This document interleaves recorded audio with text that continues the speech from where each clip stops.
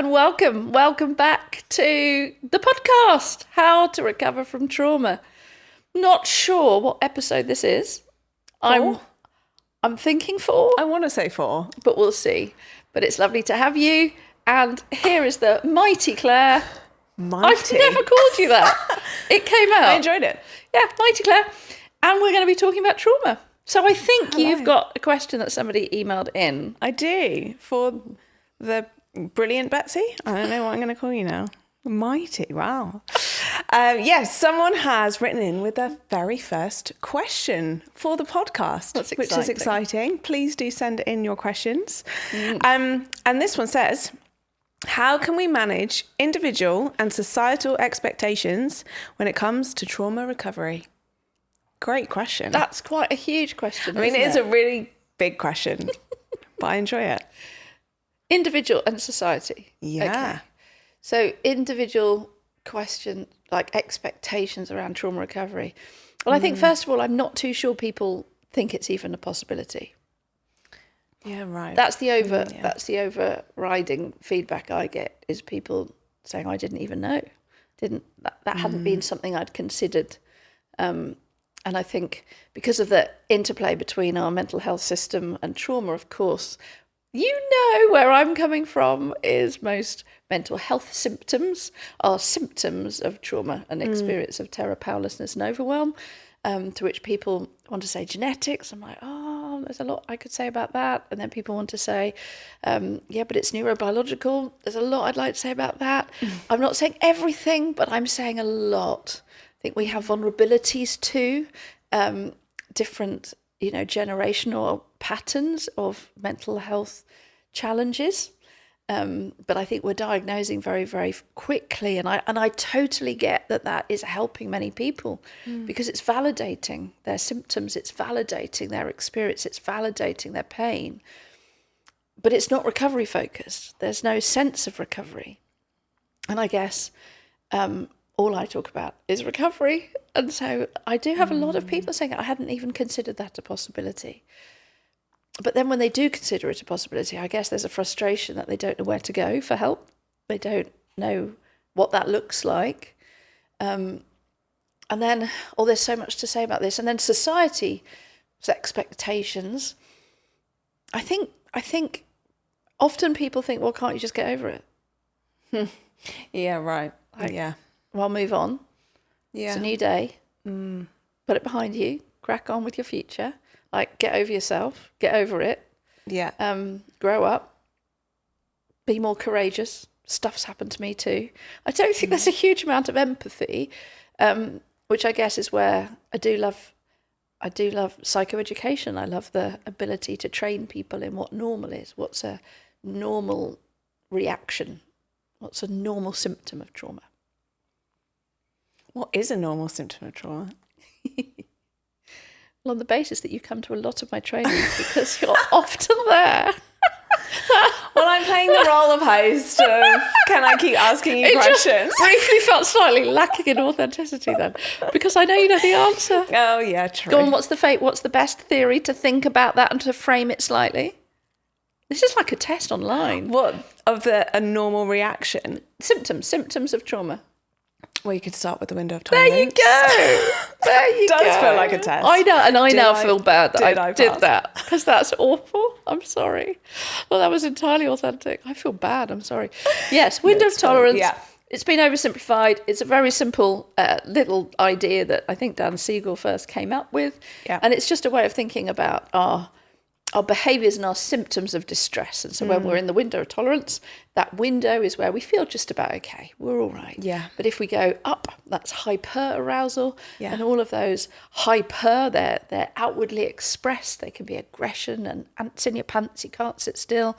You're fighting. You're distracted. All sorts of externally evident signs of what I would say signs of distress. Some people would often describe those children as naughty and the adults as naughty. But when we understand behaviour as communication, we know that very often those are distressed children.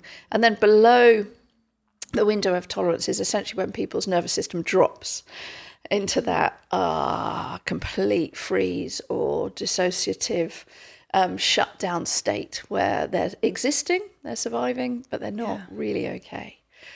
Yeah, because I guess what you're saying of like it's a normal symptom of distress is like that's a very understandable reaction for a human.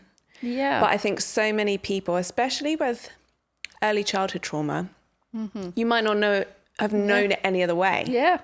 So how do you talk to those people of like, as in you've just experienced your life, your nervous system in a certain way? Yeah. Yeah. So is that where psychoeducation you think could come in best? Yeah, definitely. I think from a younger age, I love teaching children about this. And I think a lot of adults would say, oh, that's just my personality type. I'm withdrawn. I don't like to be seen. I'm quite quiet. I like to, hide in the corner. I jump very easily if there's a loud sound.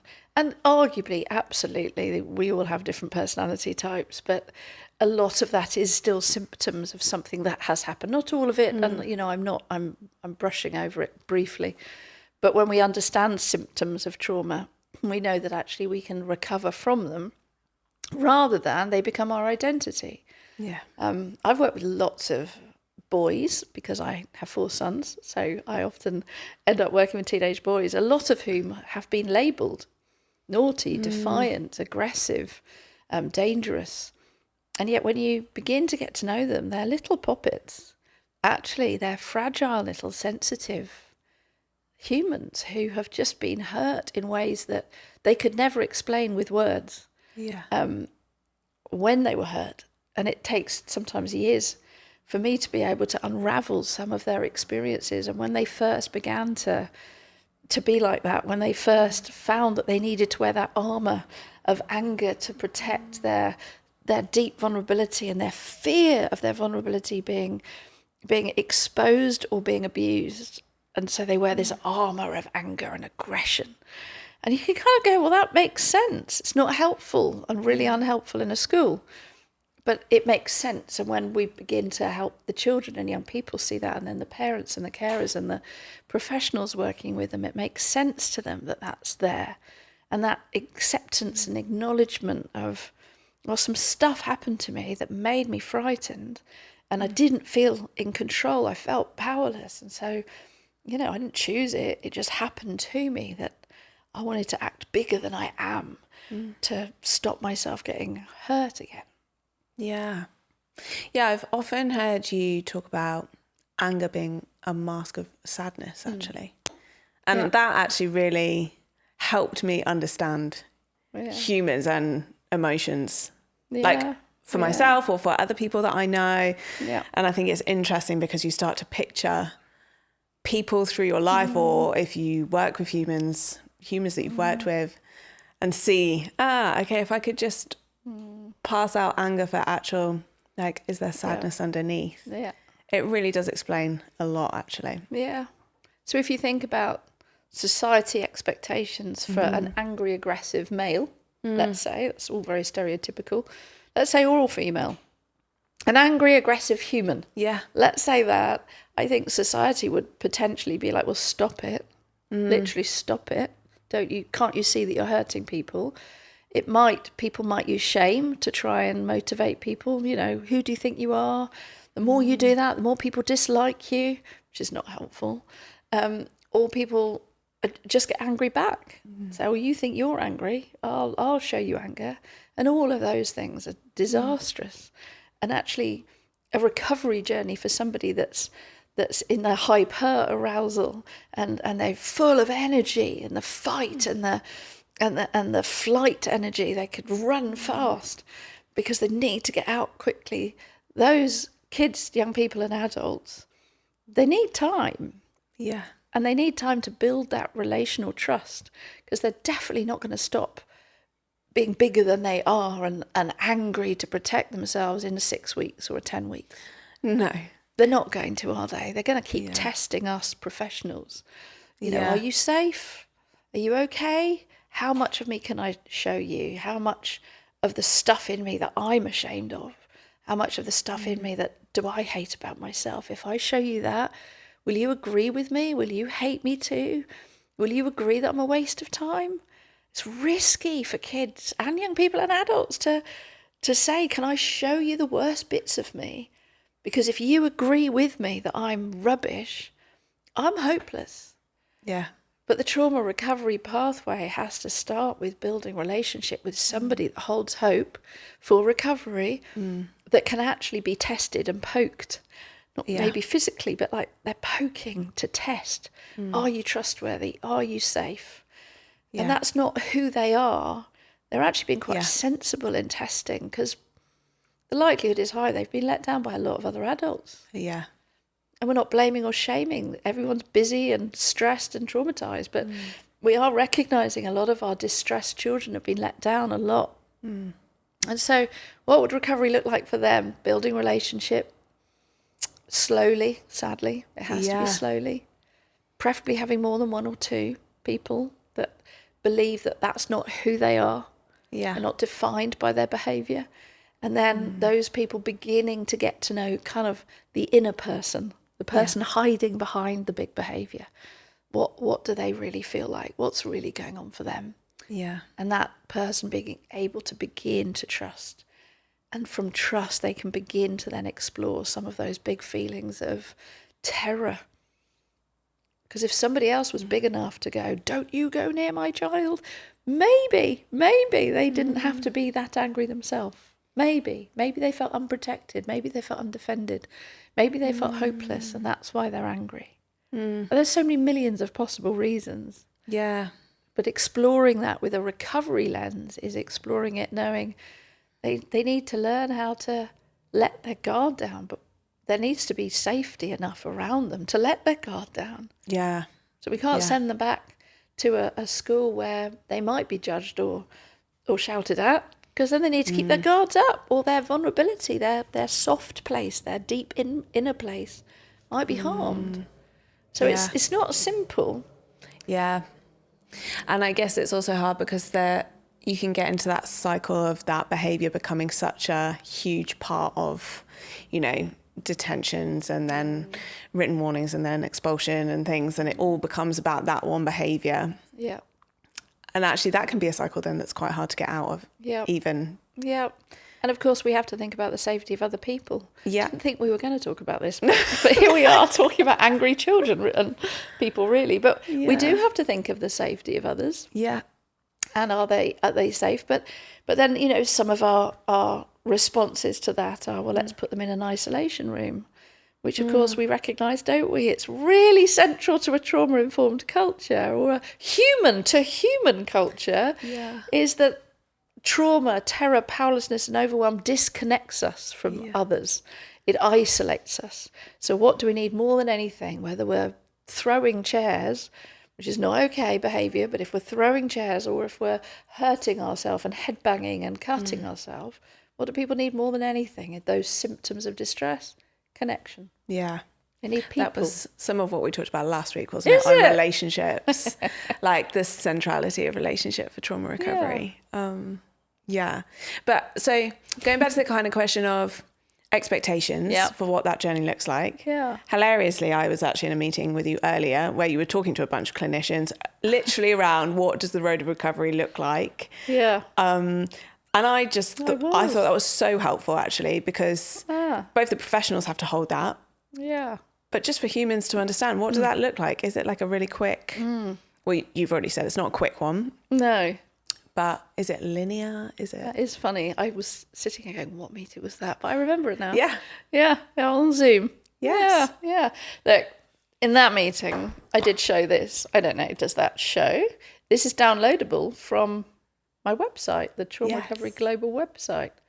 Not sure how, but I think if you put in The Wiggly Journey of Trauma Recovery, Betsy Dettieri Trauma Recovery Global, it's a lot of words, then you should find it. But it basically explains that trauma recovery is not simple. It's not a case of, what is it? It's just not a case of, well, let's tick some things off. We've told you you're safe. So you're safe.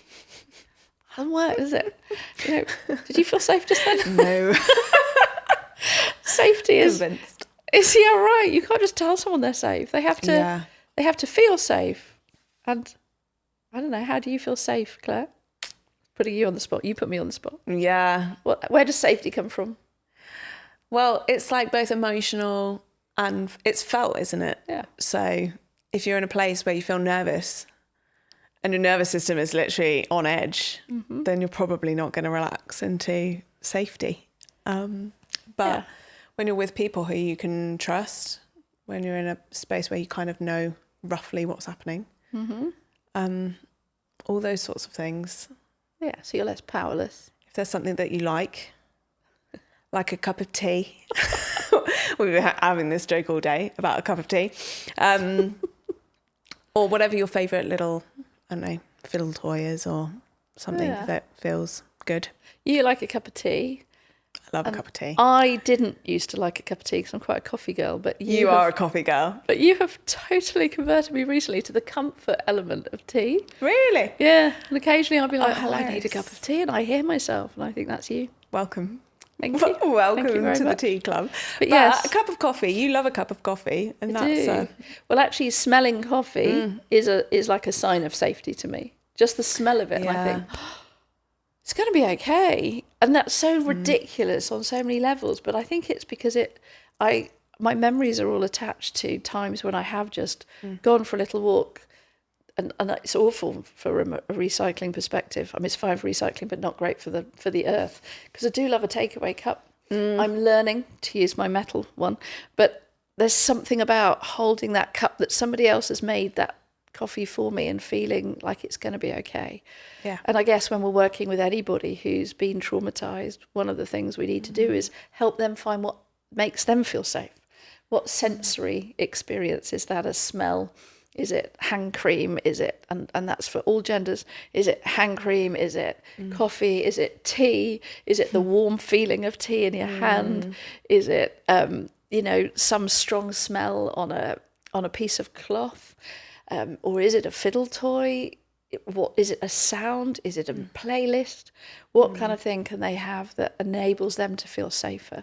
And without doubt, I think everybody in the trauma recovery and the trauma world agrees that safety and stability is the first stage of a trauma recovery journey, without any doubt at all. But my goodness, what does that look like, and how long could it take? It's not done that. It can be very zigzaggy, that somebody begins to feel safe and then they're scared again.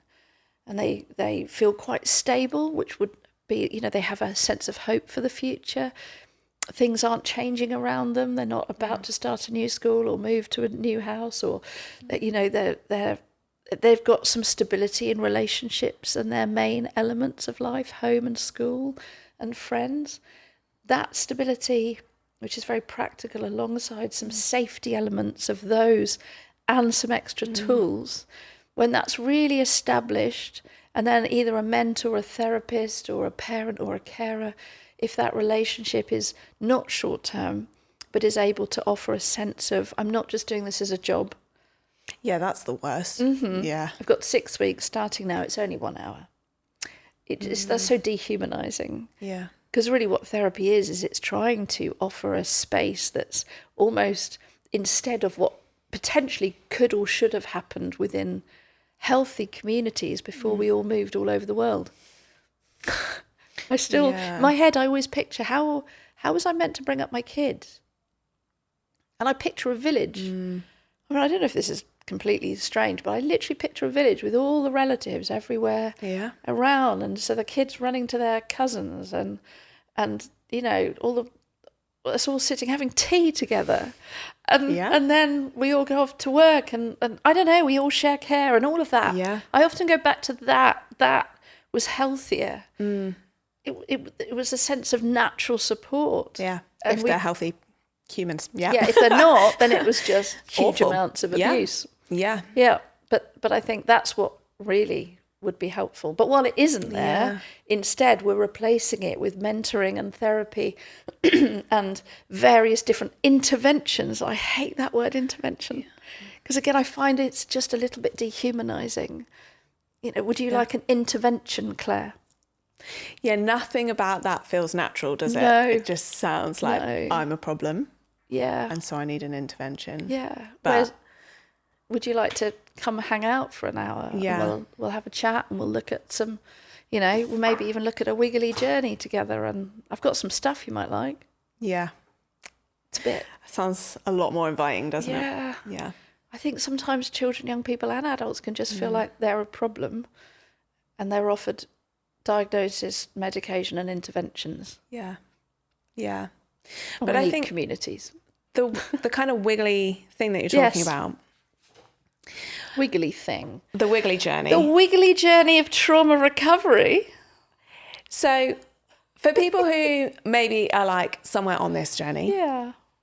what would you say to them if they're like, well, I started, but now it's not working? Yeah. So, because I find that actually really helpful to think, and I know lots of people in my world who've done this journey, doing this journey, all those sorts of things, who will say, it was going okay, but now, back to square one. Yeah. Are you ever back to square one? Yeah. If you've started the journey, or?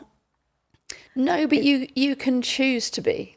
That's the Okay. incredible skill of denial and dissociation. So you're not back to square one, absolutely not. But if you're not supported enough to go, you start with the safety and stability, and you can give up. If there's not, it's not what somebody says, is it? It's the hope that someone feels, and there's that sense of hope about somebody. And I think when any person of any age is with somebody else and they just have that sense of hope about the other person, there's that sense of, you actually think I might be all right one day. You actually think that one day I could like get a job and like have kids and stuff. Often kids will say that to me. Young people will say that. I'm like, yeah, I completely believe that whatever's happened to you, that should never have happened. But you can recover from it. And in actual fact, there's something called post-traumatic Growth. Exactly. Yeah. There is. Yeah. And that's not talked about a lot, is it? No, that should be a whole podcast episode. Okay. Definitely. We'll but do no, that. go on, because I think it's like, I think some people might look at that and say, well, is it worth it? What's the point? Yeah, right. So can you talk about post-traumatic growth actually? Because that is the hope. And you're a great one for talking about this, because you have walked so many people through it. You really do hold that hope, because really you've do. seen it so many times. And I've heard you say to countless kids and young people, like, no, I've seen this. Like, you're no different. Yeah. Of course you can get through. I think that's a bit like, when I don't know actually, but if you've had like an operation of some kind in a hospital, you are totally trusting that the nurses who are, going to put you to sleep, essentially, they're not killing you. Right. Yeah. Right. You are That's fully weird. trusting that they're going to inject that thing in your hand and you're going to be okay. And there's a mask and they know what they're doing. And then you're fully trusting that they're going to wheel you to this room that you've never been in before. Yeah. And they're going to chop a piece of your body and they're going to put you back together. Yep. And we're trusting that process. And I often feel myself comparing the physical trauma world, I guess, because that's physically traumatic in some ways, along with the kind of the emotional trauma, mental health world. Because I'm like, look at the level of faith we have in the probability. Yeah. It's not even possibility, it's the probability of recovery. And I know, and for those of you that have been traumatised by awful medical interventions, I'm gutted for you. I get it. I've had some horrific birth situations. But like overall, the probability is we're going to be okay. Yeah. And that's why we go. And I feel like that about the trauma recovery journey. And I get that, there's bumps in the road. There's a lot, I call it the zigzag of trauma recovery. I mean, this is the wiggly journey.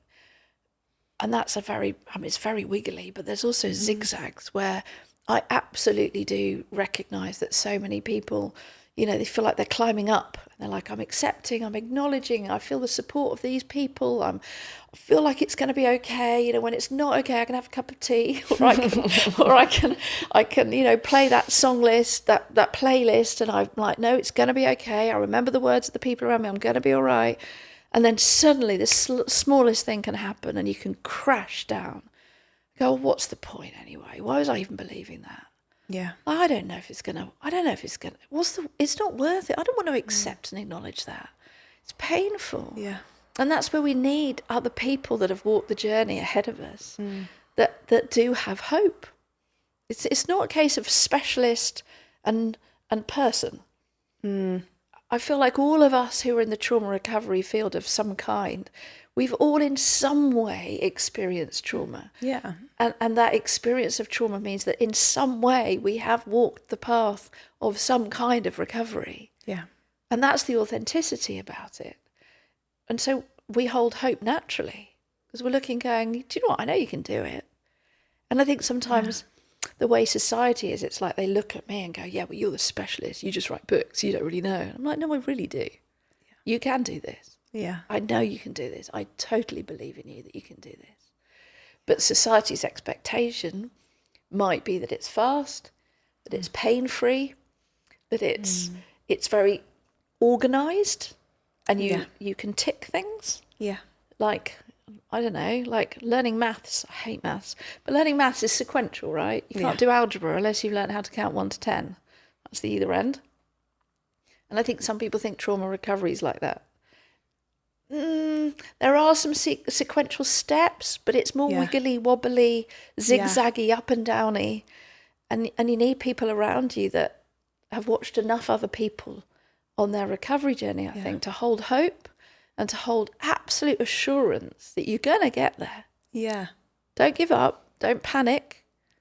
We can find some more tools if you need to keep that safety and stabilisation. But then the next stage, and that's the relationship with co-regulation, psychoeducation, and naming emotions. And then, 3 is symptom acceptance and reduction and processing. That's horrible. Although reduction sounds That's good. But it changes, doesn't it? Yeah, no, it's true. Symptom reduction is a lot better than trauma processing. But trauma processing can it can feel like a weight's lifted off you. It's a relief. Too many people live with secrets untold. How much can you talk about trauma processing on a podcast? Like, if someone's like, what is that? It's moving from acceptance and acknowledgement of what happened that shouldn't have happened or didn't happen that should have happened to, but how did that impact me? And then really almost grieving that, which is emotionally tiring. Who wants to sit and grieve when you can laugh and make a joke? Yeah. Who wants to sit there and acknowledge that thing that happened still has impact on you today? No one. So that takes courage, it takes time, it takes energy, it takes emotional energy. It can actually physically be draining because of the level of courage it takes for all ages. And I don't think that's understood enough. People get very tired. And once that's happened, basically memories that were pushed down, repressed, suppressed, forgotten, denied, dissociated from, they begin to almost be allowed to surface. And slowly, slowly, slowly, can those be acknowledged, accepted, the impact of them recognised, the feelings expressed, while somebody somewhere is able in that space to hold the space, to hold. You're not physically held, although I think that would be great. I think people would appreciate that, but we can't do that usually. So it's the holding emotionally, creating a safe enough space for that person to not destabilize, to not have a panic attack, to actually feel enough and then stop. Yeah. And then that capacity for feeling grows. And as it grows, the person is able to acknowledge, accept, remember, feel the anger, feel the injustice, feel the pain, feel the grief, feel the loss, wish something else had happened, and then keep doing that on repeat until it gets less and less. Yeah. And we see a lot of change in symptoms as well as the reduction. Sometimes there's a little pattern of some get more that weren't felt before. Yeah. Can you speak to that a bit? Because I think, again, I just think bringing kind of this, what feels like a bit of a muddly, confusing process Yeah. into like Yeah. the light almost is Yeah. really helpful. It's like, Yeah, and you are data queen, as I call you, which I do call you data queen because you look after so much of the data, of the clinical data of one of the charities where it's a therapy centre, Yeah. and so you see the graphs going up and down, and You- they you really act- change. Yeah, and you do. I guess I'm assuming you actually almost see the zigzags. Yeah, yeah, Yeah, and they do change, and sometimes people's symptoms will get worse briefly. But when you know what the journey looks like, you can Yeah. recognise that that child that maybe was hiding and maybe was shy is now angry.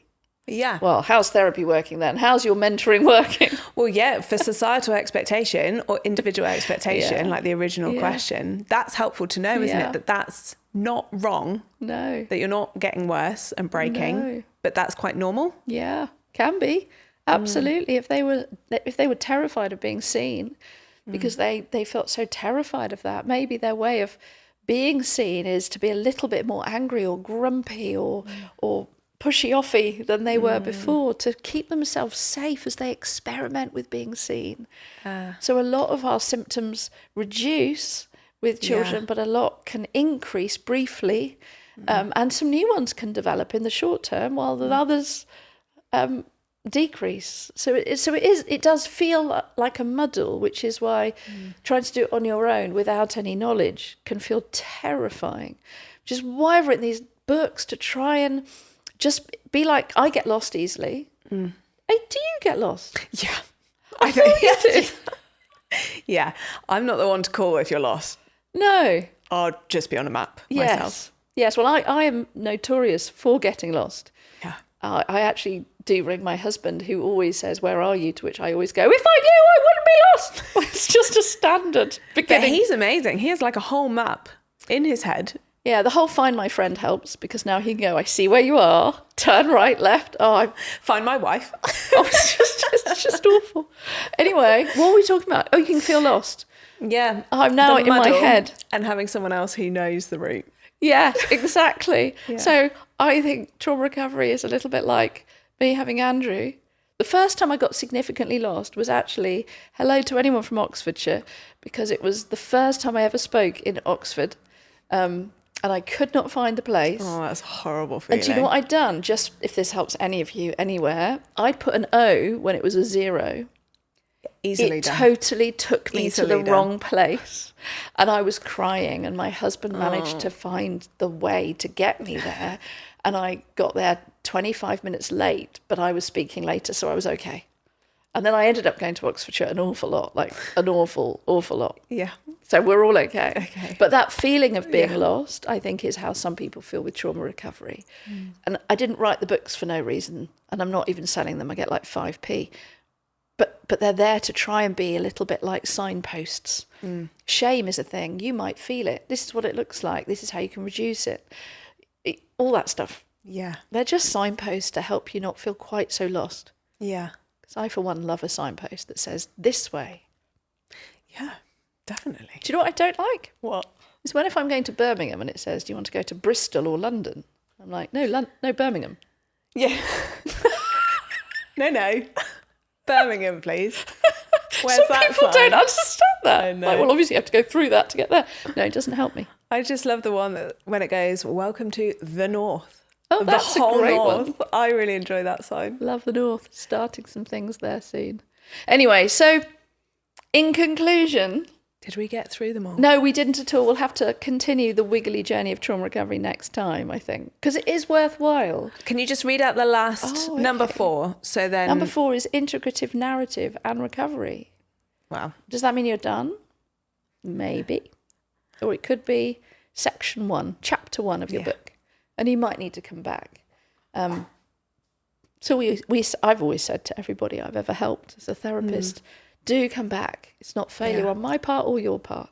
Yeah. Come back. We have an open door policy, and we'd love people to come back and say, you know, this and this and this feels quite okay, but this is still a thing. Yeah. And I think that's beautiful when that happens, that we can be there to help them through another thing. Yeah. That's kind of ideal, and I know a lot of people can't do that. if they're on very strict contracts in certain places. But I love that sense of we're done for now, and it could be forever. But if there's a lot of complexity, we might have to revisit some of that again. But I'm always hopeful that at the end of a series of a couple of years preferably, or at least a year of sessions, I'm hopeful that people will have the tools and they'll have that sense of a map. They'll have a sense of not panicking if suddenly things feel awful. Yeah. Because they'll have enough of that practice. Yeah. And if an individual was to say to you, like, why should I? Like, what's the point? Why is it worth it? What would you say to them? I think I'd say, because life without all of those ways of coping can feel like you're free, actually. And I think symptoms of trauma weigh people down. They're coping mechanisms, and they've done brilliantly. They keep people alive in situations that otherwise they might not have survived, either emotionally or physically. So they're amazing, and we respect them. But they are also constricting the ability for somebody to live an absolute free life where they can be everything that they're meant to be and everything that they dream of being. So I think, it moves people from this very controlled small space to a big, wide, open space. That is a great answer. So that's your individual. Yeah. Societal expectations, anything that you want to say to My understanding is we've done society? 35 minutes, so I don't know how many minutes I've got left for the whole of society. The whole of society's I think, expectation. to reflect back to you some of what you've said, Yeah, I do. takes a lot longer than maybe currently our provisions or interventions are looking at, and that maybe interventions or things like exclusion rooms and things are possibly not helping trauma recovery. Okay, can I just help the people that are doing an incredible job where they're only paid for 6 or 8 sessions and they listen to me and get utterly depressed? I just want to say to you, if you're listening or watching, please carry on doing what you're doing. Don't give up. You're doing a great thing. It's not recovery, but it's the beginning of hope. And I think even a short term 6 weeks of you playing football with a kid that's struggling in their life, it might feel useless, but that 6 weeks they might never ever forget. Yeah. Because actually there was somebody that cared enough to play football and not be scared if the kid didn't get a goal and was angry. That's amazing. It's beautiful. It's not trauma recovery, but it's a part of the pathway towards. So everything counts. All relationships, all positive relationships count as being a positive, it's almost like a paving stone that's put down on the way to recovery. So everything counts. And we can't at the moment fund ideal scenarios everywhere. I know we can't. Yeah. So I don't want to make people feel hopeless about it. In an ideal situation, there'd be enough time for people to really do the whole wiggly journey over several years and then come back. But I've forgotten what you were asking. What was the actual question? You've forgotten it too. I'm just going to reread it. The That's question fantastic. was, I love that. how can we This manage is authentic. individual and societal expectations when it comes to trauma recovery? Yeah, but what And was I think your just wiggly saying? journey really does help people have an expectation of what that could look like, trauma recovery. But when it comes to society's expectations, Yes. and you kind of talked about it takes a bit longer. Yeah. But this opens up a That's whole right. thing of So like, I was about to say it takes a lot longer than people think. Yeah. And before going on to that and how long it does take, my heartstrings pulled and I thought, I don't want to now depress people that are doing short-term sessions or time with people because everything counts. So maybe next time we'll talk about how long does it take to recover from trauma. Yeah. I think that's a great one to talk about. Yeah. But for now, let's see the wiggly journey with every paving stone you put down. Yeah. It makes an imprint on their life that somebody cared. And I think, I still look back and I did have it in the book and I took it out and I had I remember several people in my childhood who noticed me in ways that other staff and teachers didn't. And I'll never forget them.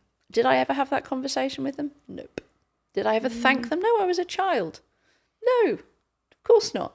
Yeah. But do I now, as a 53-year-old, remember every one of those faces? Yeah, I do. Yeah, wow. So I think we all make way more of an impression on people than sometimes we realise. If we really are caring, we're authentic, we're compassionate, and we hold hope for the possibility of absolute recovery and post-traumatic growth. So many podcasts yet to come. Indeed. Brilliant. I guess these have sort of been like an introduction for space to go deeper. Indeed. I think so. Brilliant. Thanks, Claire. Thanks, everyone. Hope you enjoyed that. Do send in any questions, and we'll continue that question next time. Thanks. Bye.